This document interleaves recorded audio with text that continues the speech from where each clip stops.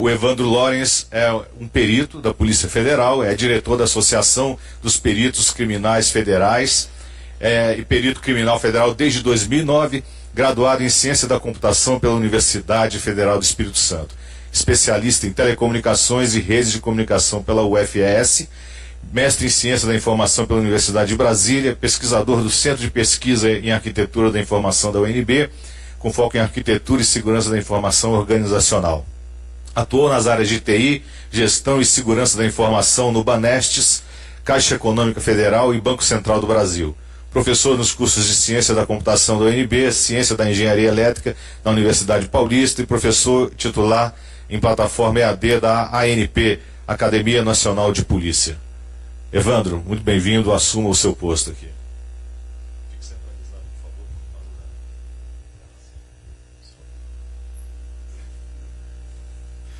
Bom dia a todos, muito obrigado.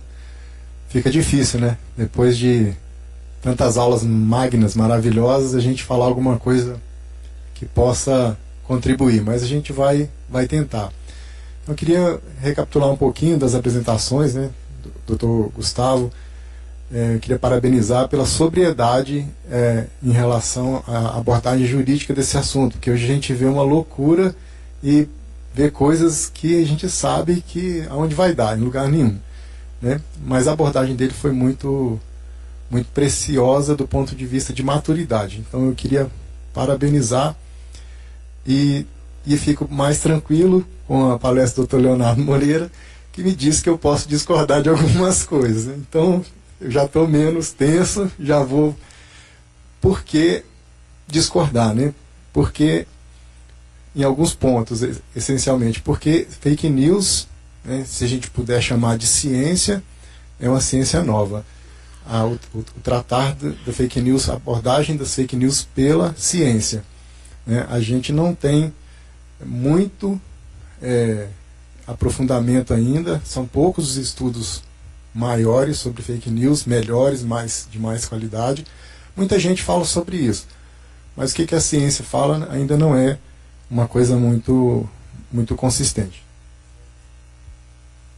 Bom, e também queria saudar, né, meu grande amigo Leonardo Cavalcante, esse maravilhoso repórter, investigativo, jornalista, e com uma carreira brilhante, e que me proporcionou essa oportunidade de estar aqui, porque nesse bate-papo a gente foi falando de várias coisas, e aí a gente meio que aprendeu muito, né, um com o outro. Poderia também ficar aqui falando 12 horas, 20 horas sobre fake news, né, que a gente está tentando compor um conhecimento a respeito disso, mas a gente não pode. Então nós temos agora mais ou menos 27 minutos e eu vou tentar fazer um recorte numa abordagem um pouco mais voltada para a ciência em relação a esse tema. Só também a título de esclarecimento, eu não estou aqui representando a Polícia Federal. Apesar de ser perito criminal federal, a Polícia Federal tem um grupo, né, de trabalho sobre isso, de que eu não faço parte, né? Então a minha abordagem não vai ser uma abordagem policial federal, né? Só para a gente deixar isso bem tranquilo. Então, aqui, se eu ficar aqui, tá bem? Ou mais no centro mesmo? Tá bom. Porque eu gosto de ver lá também. Então, antes, né, eu estou aqui pela Associação Nacional dos Peritos Criminais Federais. É uma entidade representativa de classe, de âmbito nacional, de caráter eminentemente assistencial, cultural, sem fins lucrativos.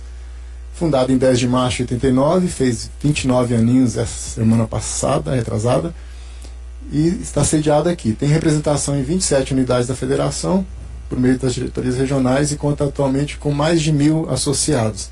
Sua principal missão é defender a atividade da criminalística no âmbito federal, resguardando sua isenção e qualidade com fins da obtenção da justiça.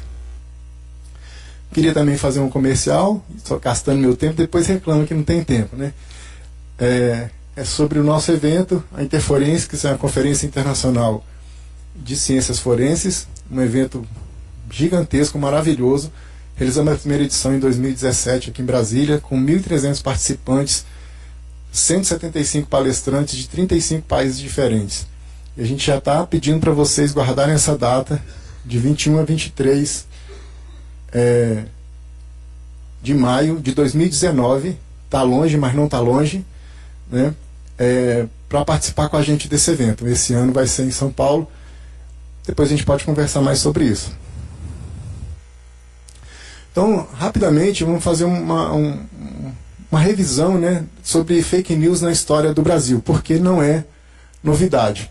Nós temos, em 1945, nas eleições presidenciais, após o golpe de Estado, duas candidaturas, Brigadeiro Eduardo Gomes, General Dutra, sendo que o favorito, né, para as eleições era o Brigadeiro Eduardo Gomes, né, e as eleições estavam agendadas para 2 de dezembro, e o favorito era o Brigadeiro, porque era uma pessoa articulada, conversava com uma desenvoltura, e o fato é que a eleição se caminhava para a eleição do Brigadeiro. E dia 20 de novembro, as emissoras de rádio de um empresário detonaram uma bomba e em discurso, né, em cadeia, eles afirmaram que o Brigadeiro, que era o opositor do Dutra, teria dito: eu não preciso do voto dos marmiteiros, né? E dia 21 de novembro, aí foi aquele alvoroço, né, porque isso era uma cadeia, uma rede de rádios. E no dia 21 de novembro, o Eduardo Gomes, o Brigadeiro, foi perguntado: e aí, que história é essa? E a resposta dele foi: quem pode acreditar numa coisa dessa, numa tolice dessa? A linguagem da época, né? Quem pode crer em semelhante tolice? E ele foi aconselhado pelo Carlos Lacerda para rapidamente responder, assumir, e ele foi desaconselhado por um outro Prado, que disse: isso não tem importância, imagina, o povo não vai acreditar nisso.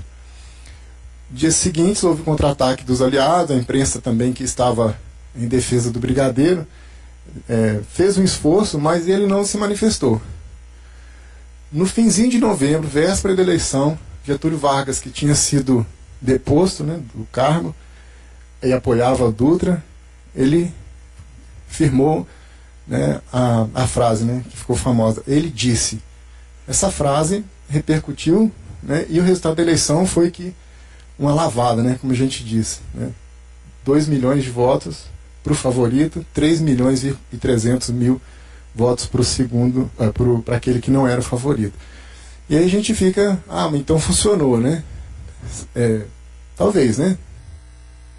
Bom, ainda rapidamente, em 1960, os adversários de Carlos Lacerda disseminaram a informação de que ele fecharia as escolas públicas. E ele ganhou a eleição, né, isso não afetou a eleição dele. Ele foi eleito e em 5 anos ele construiu centenas de escolas. Em 89, na campanha presidencial, partidários de Collor disseminaram o boato de que, se vencesse, Lula obrigaria todas as famílias a cederem 1/4 das suas residências para grupos de sem terra morarem, e que garfaria a sagrada poupança dos brasileiros. Isso é verdade, porque eu vi isso, né? Collor ganhou e a primeira medida foi bloquear os depósitos bancários. Mais fake news impossível, né? Boa, né?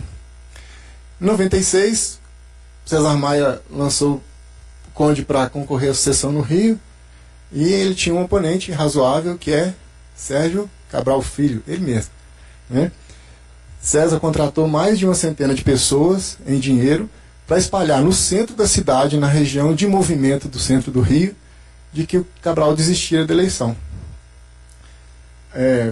Com esse rumor, passados alguns dias, o Sérgio Cabral teve que desmentir, né? Não, eu vou continuar. Mas aí a anemia já levou a óbito, né? Ele perdeu a eleição. Bom, então esse cenário brasileiro mostra para nós que fake news não é novidade, né? Fake news nas eleições não é novidade. Rapidamente também sobre as eleições americanas, que foi, como muito bem disse aqui o Leonardo Cavalcante, foi estopim para que a gente passasse a olhar com mais seriedade para esse assunto, porque antes isso era quase que zoeira, né? Aquele sem noção fez isso, né? Divulgou a notícia falsa, e passou-se a olhar a partir dessa eleição, a partir de uma suspeita aí acusação até de que houve influência russa nas eleições. Então foi feito um estudo, na época já com 2.525 americanos, tendo o tráfego web coletado, entre 7 de outubro e 14 de novembro. A eleição lá, dia 15 de novembro, se não me engano. E era um monitoramento passivo que verificava só os sites que eles estavam frequentando. Então, desses 2.000 americanos, 27% visitaram algum site contendo fake news política. 2,6% dos artigos políticos publicados eram fake news. Isso baseado numa base que foi construída de 156 fake news reconhecidas. Então esse número pode ser muito maior, mas esse número é contra uma base lá já catalogada. E o que se observou com muito vigor nessa pesquisa, a questão da exposição seletiva. Os partidários de cada lado da eleição preferem consumir, num primeiro momento, notícias, mas em última instância, fake news, notícias falsas, favoráveis ao seu candidato. E frequentam, via de regra, fake news, sites de fake news que favorecem o seu candidato. Ou seja, ele escolhe, ele é atraído pelas fake news que ele gosta, vamos dizer assim. Desses, todos esses americanos, 25% chegaram a visitar sites de fact-checking, que é para verificar a veracidade. Só que 48% desses consumidores de fake news, só 48% acharam que fact-checking é um negócio importante, vale a pena, é bom. O resto, isso não serve para nada. Mais ou menos isso. Nenhum dos que leram fact-checking acreditou no desmentido. Ou seja, não houve nenhuma mudança de opinião baseada no desmentido de um fact-checking que seria uma referência e que hoje é usado praticamente para muitas pessoas como uma saída para as fake news.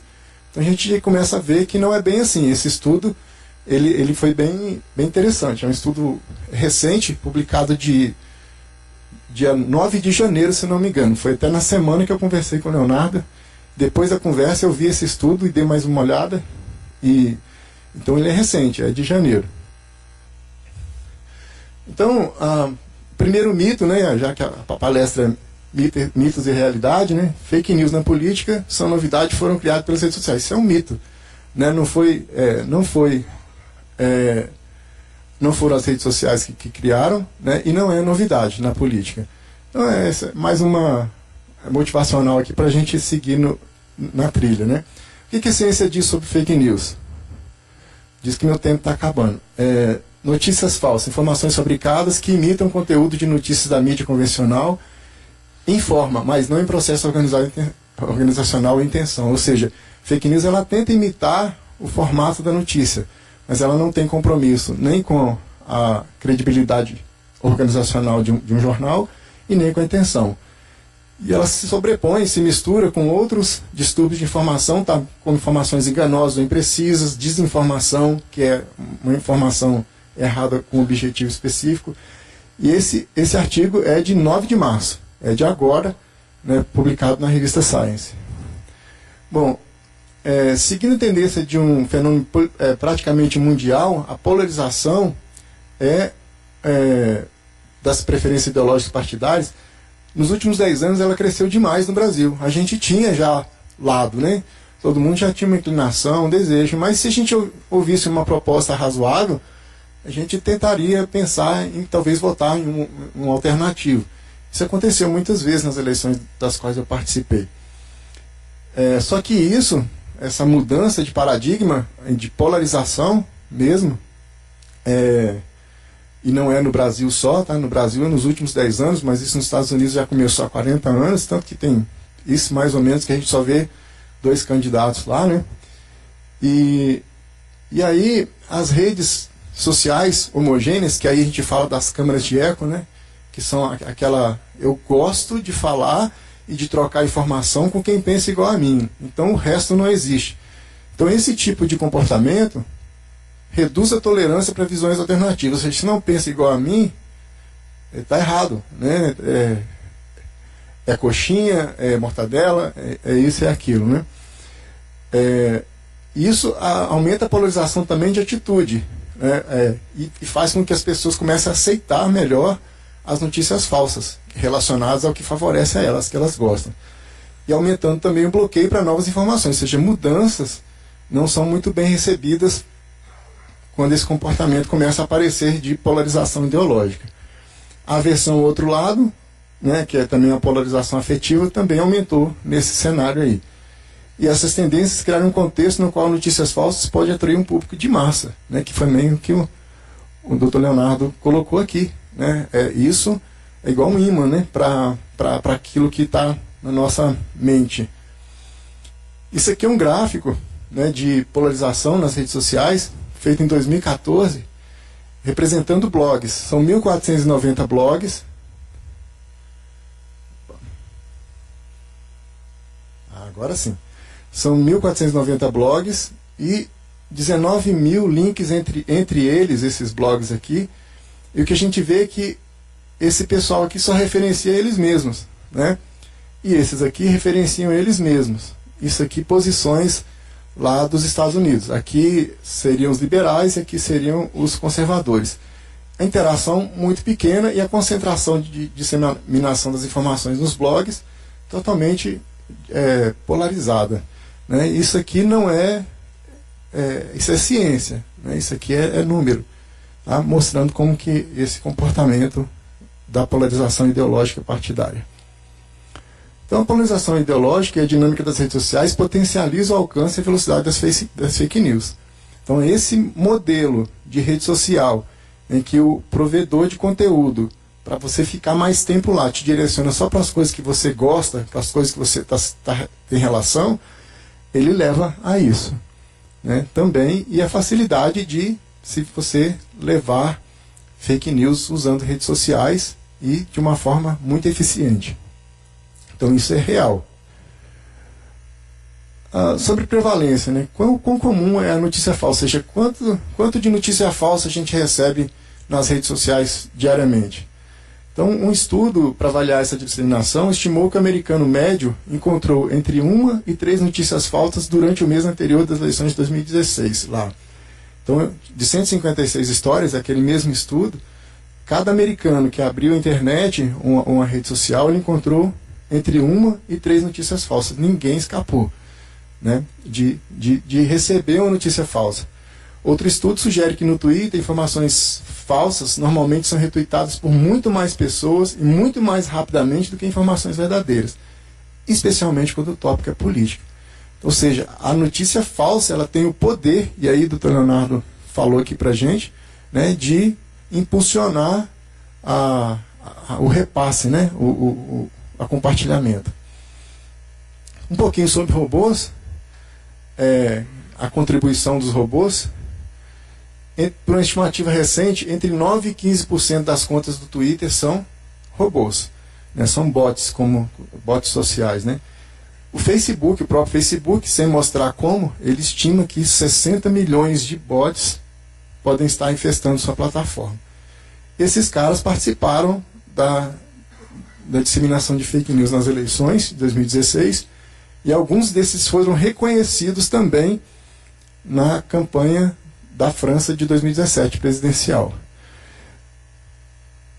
Tudo bem, a gente sabe que o robô existe. Agora, para mim, né, que sou da área, um fato que me incomoda é que os bots estão programados para influenciar, né, aqueles algoritmos de relação de influência e de envolvimento que existe nas redes. Então, quando você vai navegando e frequentando, ele vai coletando aquilo e vai te dizendo qual o envolvimento de uma massa de pessoas em relação àquilo, e é mais ou menos essa construção que ele faz.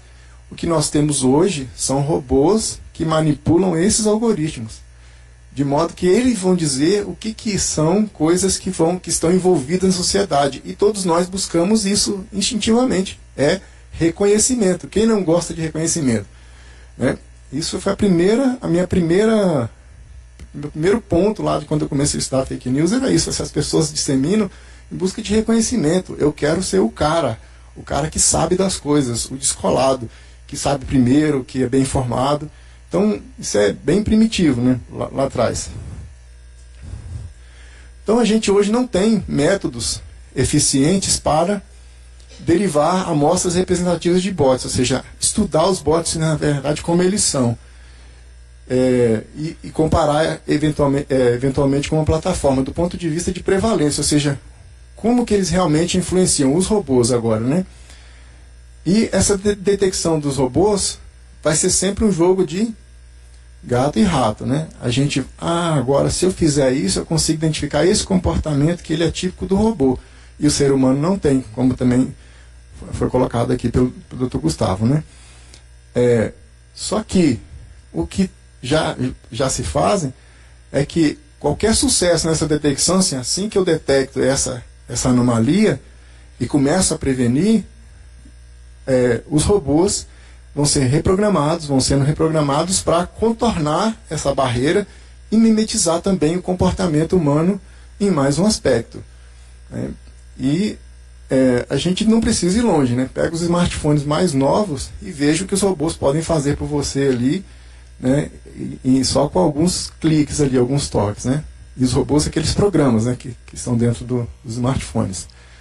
Então, as notícias falsas em todas as redes sociais são realidade no cotidiano, ou seja, todo mundo depara com fake news.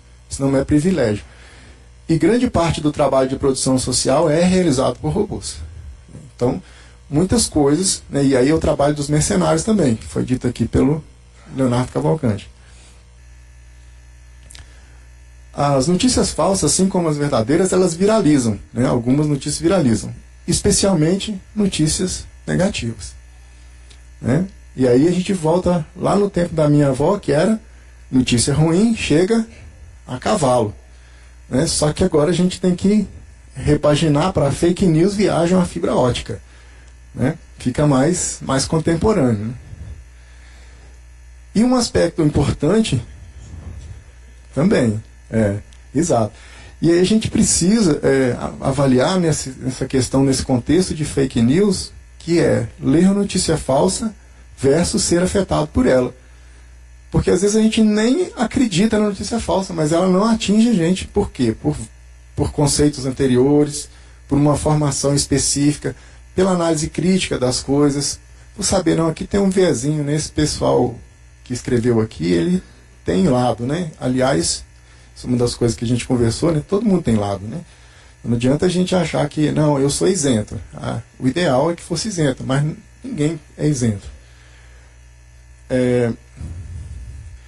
E aí, nessa questão de ser afetado, entra uma coisa que todos os palestrantes anteriores falaram aqui, né? Que é o endosso de uma notícia que você recebe. Ou seja, quem carimbou aquela notícia antes para você é alguém que é uma referência para você, ou não. Se não for uma referência, se for alguém do outro lado, você olha só, fake news, né?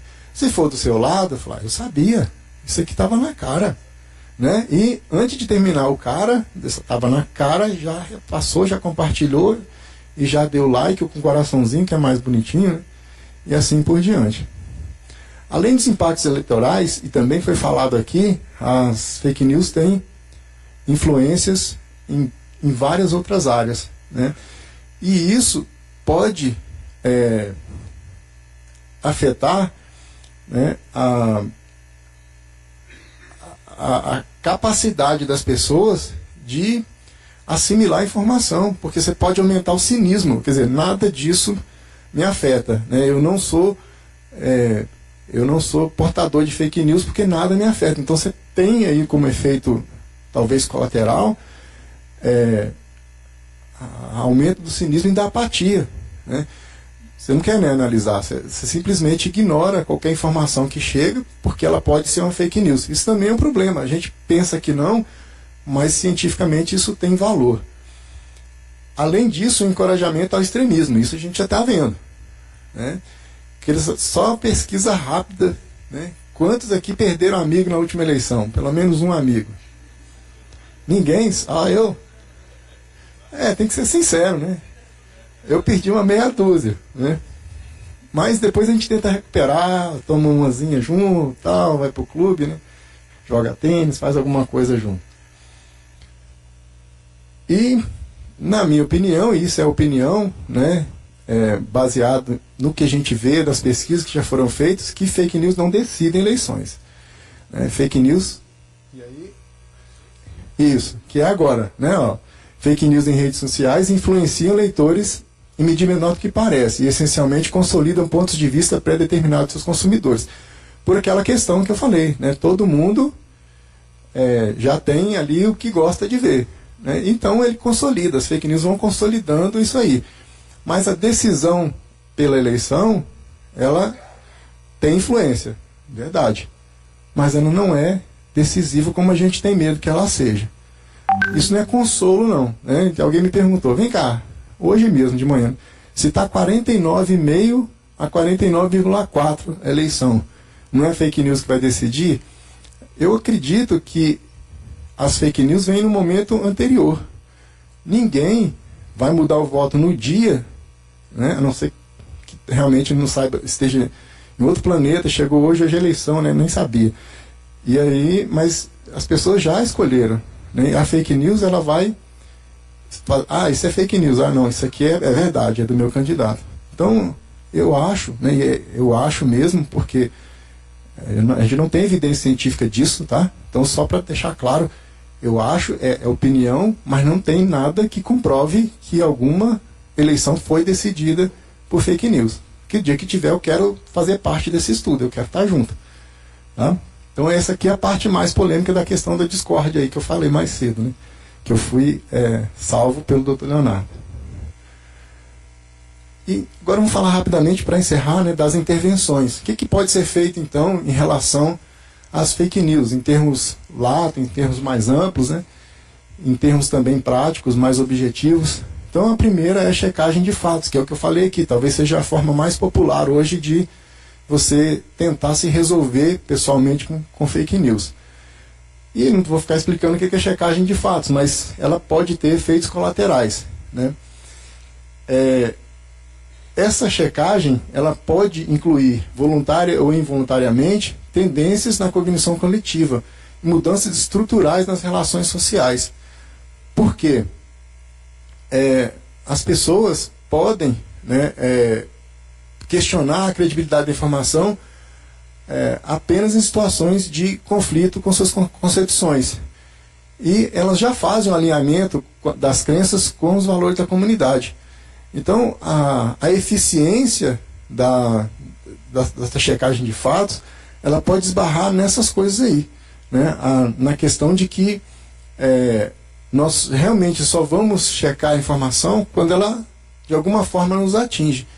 Então eu não vou tornar isso uma prática, que seria o ideal, né, para toda a informação que eu recebo. E também dá um trabalho danado, né? Então a gente não gosta de trabalho.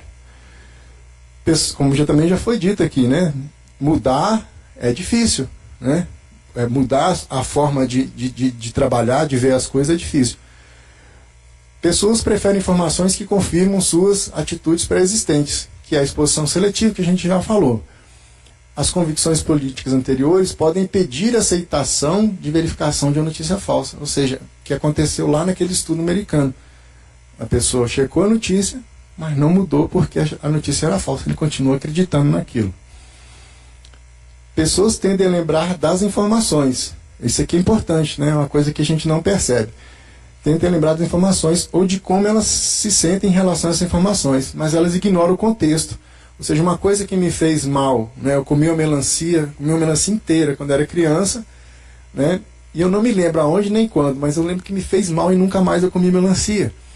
Então a gente lembra do fato, lembra do como a gente se sente em relação a ele, mas não lembra do contexto e nem analisa. Então, para mim, né, se lá atrás um candidato de um determinado partido tomou uma medida que me prejudicou, que eu fui demitido, ou perdi a função por causa dela, acabou. Nunca mais, não. Esse aí é daquele pessoal lá que fez isso comigo.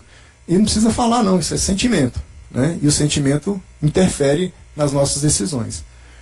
Embora algumas pesquisas confirmem que a percepção da verdade aumenta quando a desinformação é repetida, que é aquela história de uma mentira 1000 vezes falada é verdade, né? Isso pode não ocorrer se a desinformação for acompanhada de uma retratação válida. Ou seja, por mais que uma mentira seja repetida, na medida que a retratação ocorre, né, ela desmonta essa possibilidade de se tornar verdade. É por isso que seria muito importante, e aqui um pouco de humildade, né, das autoridades que carregam um crachá gigante e que vão para a rede social propagar fake news involuntariamente. Eu não duvido que a desembargadora foi de propósito. Não, eu sei que é mentira, mas eu vou repassar. Eu duvido. Foi no impulso, foi no sentimento, né, na posição ideológica dela. Assim como o deputado que a gente já conhece, né? Ele não é nosso, mas ele é da área aqui, a gente sabe como funciona, como ele trabalha, né? Não é a crítica, é o jeito dele, e tá lá é porque alguém acredita no que ele faz, né? Ainda nessa linha de capacitar os indivíduos, a gente tem que trabalhar com educação para melhorar a avaliação individual da qualidade das fontes de informação. Esforço para injetar essa habilidade nas escolas primárias e secundárias. Isso já está sendo feito em alguns países, tá? Mas a notícia boa é que, ainda bem, né? Uma hora chega aqui. A notícia ruim é que a eficácia desse negócio é incerta. Ninguém sabe se esse negócio permanece, né? Você forma a consciência, você não sabe se é efetivo essa formação de consciência, com muitas coisas que são ensinadas para nós na escola, a gente descarta, né? Então não se sabe se isso é eficiente, essa tentativa de melhorar a parte crítica, e nem sabe se isso permanece, ou seja, se a pessoa se conscientizou, se o meio em que ela vive, os grupos que ela frequenta, se eles não vão, de uma certa forma, diminuir essa capacidade, né? E aí aquele efeito colateral que a gente já comentou, né? Reduzir não intencionalmente a percepção de credibilidade em relação aos agentes de informação real. Ou seja, eu não acredito em mais nada, né? Na escola me mostraram que muitas coisas que eu acreditei era fake news, então agora eu não acredito em mais nada. Então, aí entra em xeque, né, em choque também com os meios tradicionais de informação que precisam também trabalhar nesse negócio, né? Não é, a gente vai ver aqui que é tudo multidisciplinar. Não tem papel para uma pessoa, para uma entidade, para uma instituição. Todo mundo está enrolado, né? E outra questão, a necessidade de avaliação científica rigorosa dos programas de intervenção educacionais. Não é ir para lá, ensinar o menino, você tem que aprender a pensar, menino, né? Tem que ter ciência. Com ciência você consegue isso aí. A gente fala muito de ciência, que perito trabalha pela ciência, né? Justiça pela ciência. Esse é o tema da nossa associação. Já foi, né? Educação, tem mais uns minutinhos para terminar? Tá. Educação em ética e cidadania digital. Aqui não estão falando mais de escola, estão falando de público em geral, né? Ensinar as pessoas que, olha, quando você perceber alguma coisa, não sai repassando, né? Isso é um trabalho de formiguinha, é de cada um, além de entidades, né? Apoio de veículos de comunicação institucionais, governo, plataformas e pessoas mesmo. Eu trabalho nisso nos grupos da família, né? Minha mãe me manda mensagem falsa toda hora. Mãe. Aí eu comecei a assumir papel de checador de notícia falsa lá, e aí agora eu recebo umas 4 por dia de vários grupos, né, de várias pessoas. Veio para mim que se for quente, eu vou compartilhar. Então, mas é um trabalho que tem que ser feito, né? Todo mundo que tem essa consciência precisa ajudar nisso aí, ensinar as pessoas, né? E eu tento ensinar as pessoas a avaliarem criticamente, e não só dar a resposta, né? Porque dar resposta o Google dá também.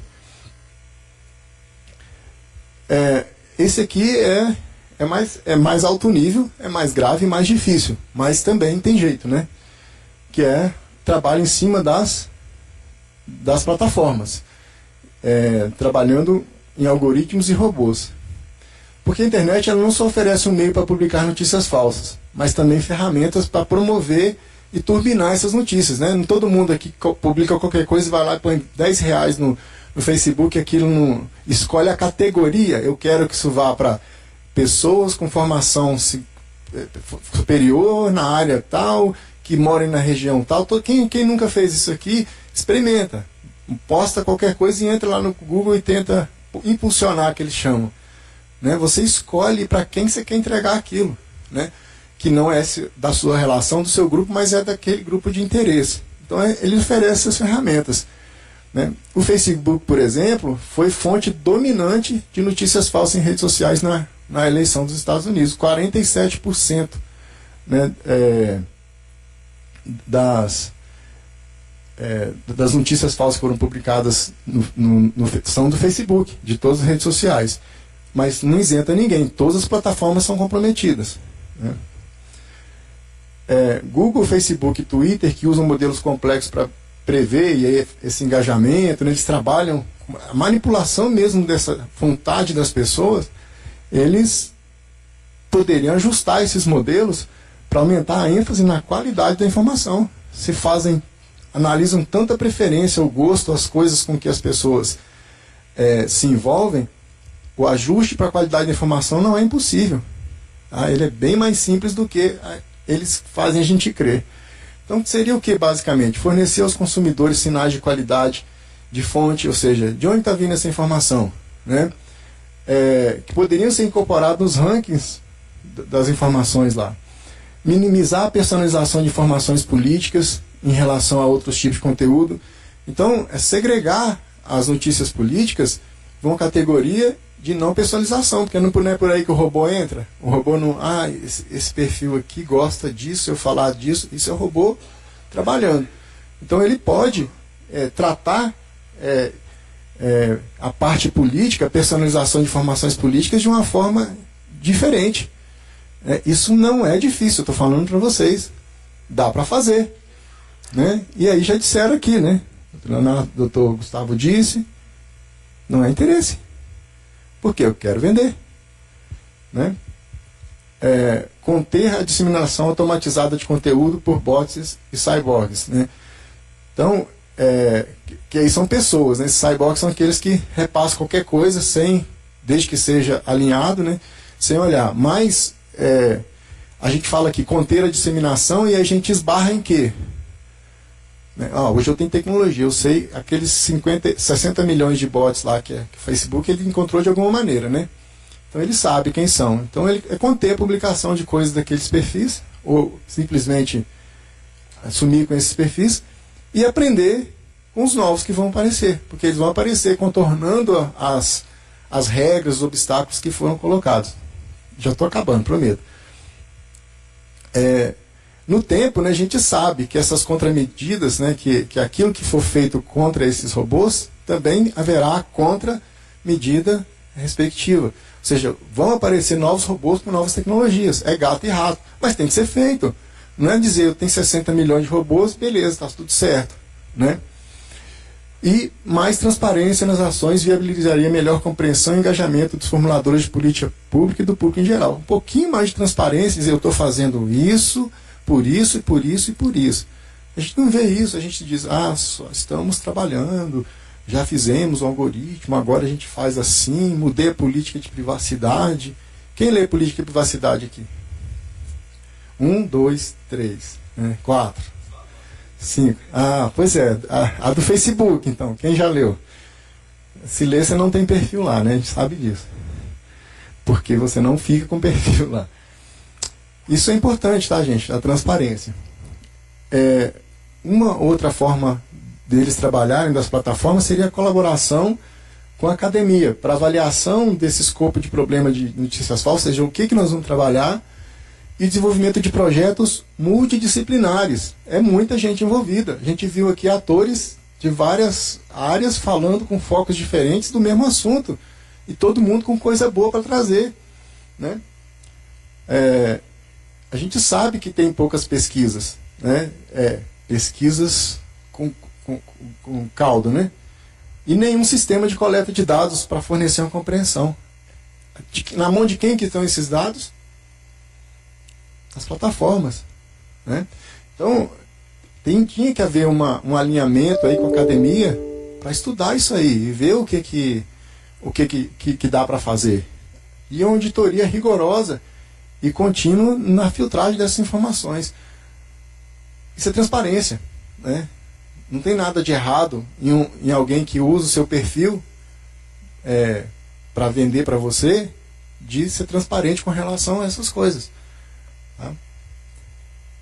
a gente sabe que não é tão simples assim, né? Lawrence viajou, né? Isso aí não é bem assim que funciona. Eu sei. Mas a gente tem que pensar na responsabilidade social e ética desses caras que estão ganhando trilhões de dólares usando as nossas informações para vender os anúncios lá, por exemplo. Né? Então não dá para fugir disso, não dá para dizer, eu entro porque eu quero. Né? Então não pode, a plataforma não pode ser responsabilizada. Pode, ela deve. E esse é praticamente o final aqui. Né? Se essas políticas, né, baseadas em plataformas, se elas evoluírem, a gente ainda tem uma outra situação, né, que seria a regulamentação, que se for pelo governo tem risco, né, risco de quê?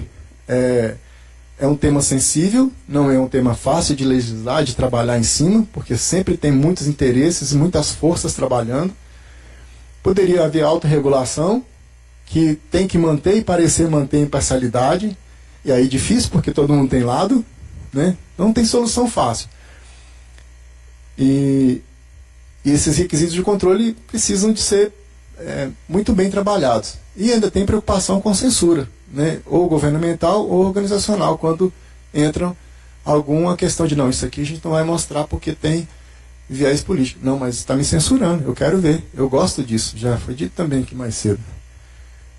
Uma coisa interessante, e aí o Dr. Gustavo pode até depois discordar, né?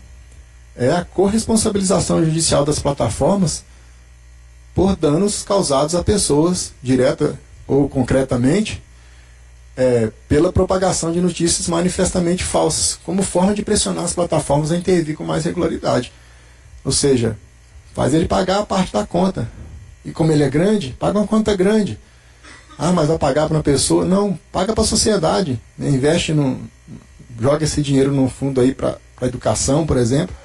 Né? Mas a rocha, aí precisa de quê? Precisaria de um alinhamento, aí um entendimento jurídico de cima para baixo sobre esse tema. Né? Porque eu acho que é uma forma. Todo mundo aqui sabe que quando mexe no bolso as coisas tendem a andar mais rápido, né? A resolução. E aí, mesmo finalizando, as intervenções estruturais geralmente suscitam preocupações legítimas. Tá? Tudo isso que eu estou falando não é fácil, dá problema. Vai esbarrar num monte de coisa, num monte de interesse, num monte de forças explícitas e ocultas, de tudo quanto é jeito, em relação à propriedade privada, à atividade humana. Mas essas plataformas estão mudando estão intervindo na nossa vida todos os dias. Então não dá para aliviar, não dá para dizer, não, isso é benefício da tecnologia. E eles estão ditando a forma da gente viver. Isso foi colocado aqui brilhantemente pelo Dr. Leonardo. Né? As coisas estão levando a gente não está decidindo mais nada. Né? Então, eu acho sim, né? E acho de novo, tá, gente? Tem que responsabilizar junto. Né? Quem fez e quem divulgou. E quem não foi lá e tirou, que é o caso. Achei fantástico. Não é se chegar lá e tira do ar, né? Impede de publicar. Né? Então, isso também para mim é um mito, que legislações específicas, e aí eu discordo, né, que é a discordância específica, essa legislação aqui é de fake news. Eu não acho que ela vai conter fake news política. Acho que pode, e aí a gente conversou sobre isso, né, Leonardo? Os amadores, né, vão ficar com medo. Mas e os mercenários? E os profissionais? Vão ficar com medo da legislação porque está hospedado, né, lá na China, com proxy não sei aonde, na Coreia e assim por diante. E as fake news podem ser combatidas com amadurecimento social, isso para mim é muito importante, isso é fundamental. Né? Nós, como sociedade, discutimos isso com esse evento aqui. Fiscalização das instituições estabelecidas, educação e comprometimento dos grandes players de redes sociais. Ou seja, esses caras têm que entrar nesse negócio. O Google ontem, ele lançou uma plataforma de apoio à imprensa, chama Google News alguma coisa lá, que é a evolução daquela plataforma Google News que a gente vai lá e cadastra, eu quero receber notícias de fake news. E já vai recebendo. É uma evolução disso, é um ambiente todo voltado para a atividade jornalística. Né? Foi lançado ontem isso, depois vocês podem dar uma olhada. O site em português não estava nem no ar ontem à noite, tá? Mas o site em inglês já estava. É coisa recente. Mas isso é muito pouco. A gente precisa de mais, a gente precisa desses caras juntos. Né? E as referências, esse aqui é o primeiro artigo, aquele de janeiro, lá do estudo das eleições presidenciais. O segundo artigo, que é de 9 de março, é da revista Science 359.